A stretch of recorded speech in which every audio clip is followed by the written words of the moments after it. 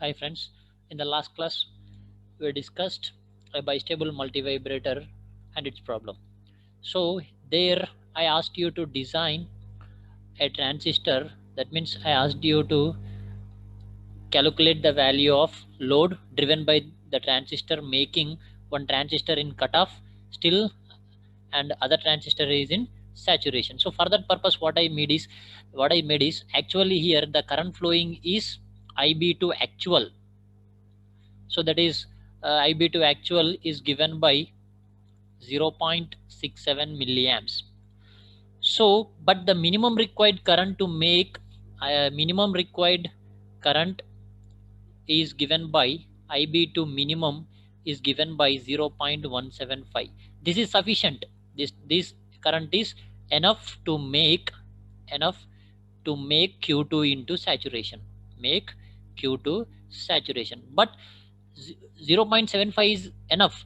But the actual current entering is 0.75, which is greater than 0.175. So the transistor is in saturation. So here what I did is actually I designed this transistor to calculate the amount of load driven by this transistor. So I made here the current to enter in is only IB2 minimum. That is, I designed this transistor at edge of saturation.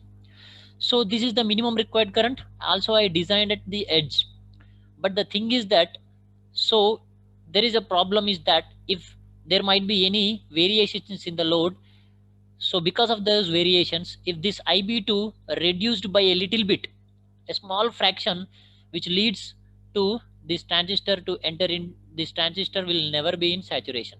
That means a small variation in IB2 make this transistor not to enter into saturation. So the device may not work properly. That is the problem with that, as we are designing this at edge of the saturation. So for that purpose, to avoid the disadvantage, we are going for collector catching diodes. So the purpose of this collector catching diodes is to clamp this collector voltage to a voltage V which is less than VCC. We'll see how that works. The thing is that here we are to drive the load, we are designing here this Q2, or we are making IB2 is IB2, the current entering into the base of second transistor is IB2 minimum, we are making to enter, right? So that is the thing.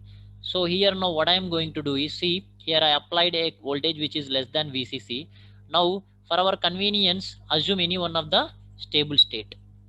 Let us assume Q1 is in off state, one stable state, Q1 is in off state and Q2 is in on state. Now what happens automatically when Q1 is off? Immediately one should think about it is IC1 is 0, the current entering over here is IC1, that will become 0, and IB1 will also become 0.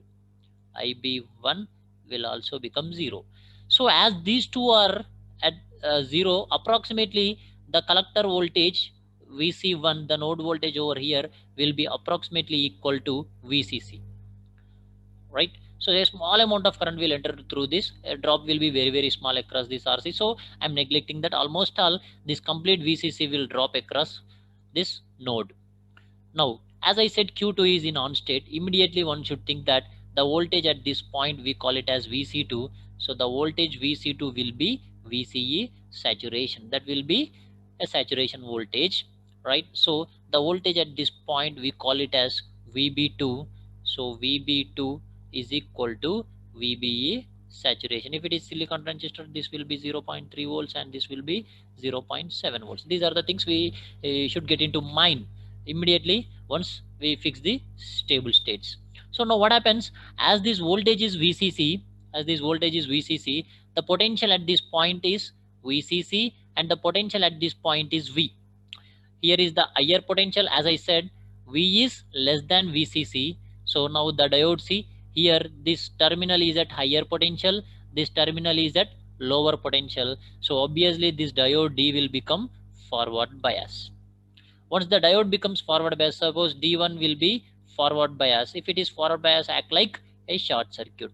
Now here this potential is at VC is saturation, and I said that is 0.3. 0.3 0.3 is, this is lower potential, 0.3 is less than V, 0.3 is less than V, so this will be at higher potential, so D2 will become reverse bias. So D2 reverse bias. So once if it is reverse bias, we can say that it is open circuited. So if it is open circuit, now how the circuit seems to be? So D1 forward bias, as I said, D2 is a reverse bias. Let us see how it looks like. So once if it is reverse bias, once, as I said, if it is reverse bias, as I said, D1 is short circuited and D2 is open circuited. Now see, automatically what happens is, once if this is happen, now see the point at VC1 will now clamp to a voltage V, because it is a short circuited path. So the now the voltage of VC1 will clamp to V. So whatever it might be the thing, here we are fixing this voltage to V volts. Now we can attach a load. There is no chance of reducing this current which is flowing into the IB2, as this voltage is fixed to V. So obviously V minus the current flowing through this resistor, let's say I2. So the current I2 will become V minus VB2 divided by R1. This will be fixed because I am fixing the voltage over here. So once if it is fixed, so the current entering into this will become fixed, whatever it might be the load we are connecting over here. So then one may ask that what is the load driven by this? So the amount of, I mean, the load driven by this is given by, so there will be some diode current flowing over here as it is short circuited. So whenever anyone if it is connected with any load, so the current entering to this will be, in the worst case, will be the diode current. So this transistor will now safely operate